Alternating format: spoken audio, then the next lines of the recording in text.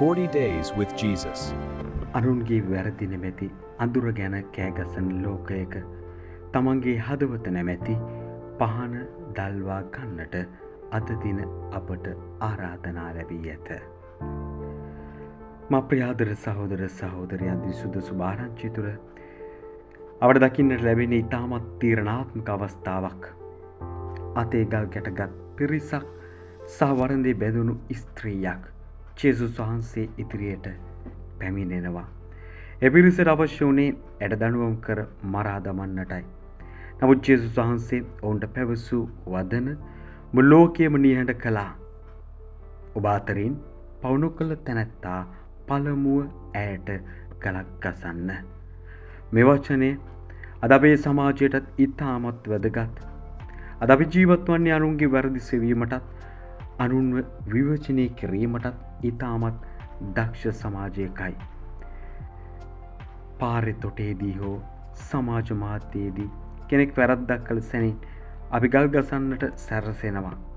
අපේ වචන ඒ ස්ත්‍රියට ගසන්නට ගෙනා ගල් වගේ. අපි අනුන්ගේ ඇසේ තියෙන පොඩි ලී කැබැල්ල දකින්න උත්සාහ කරනවා. නමුත් අපේ ඇසේ තිබෙන ලොකු ලී කොටය අපිට පේන්නේ නැහැ. ජේසුස් වහන්සේ ඒ ස්ත්‍රියට වෛර කරේ නැහැ. උන්වහන්සේ ඇයට කීවේ මමද ඔබ වර්ධට පත් නොකරමි. මින් මතු පව් නොකරන්න කියායි.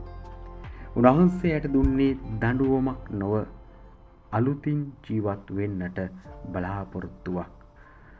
අපි අද මෙතැනින් පිටව යන මේ මොහොත තුළ අපි අධිෂ්ඨාන කළ ගත යුත්තේ අනුන්ට ඇඟිල්ල දික් කරන්නට පෙර අපේ මහදවත් දෙස බලමු.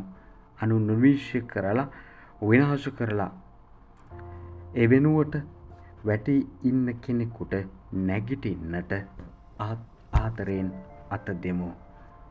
මොකද දවසක් අපිටත් දෙවියන් වහන්සේගේ ඒ මහා කරුණාව අවශ්‍ය වන්නට පුළුවන්. ජේසුස් පිටයි.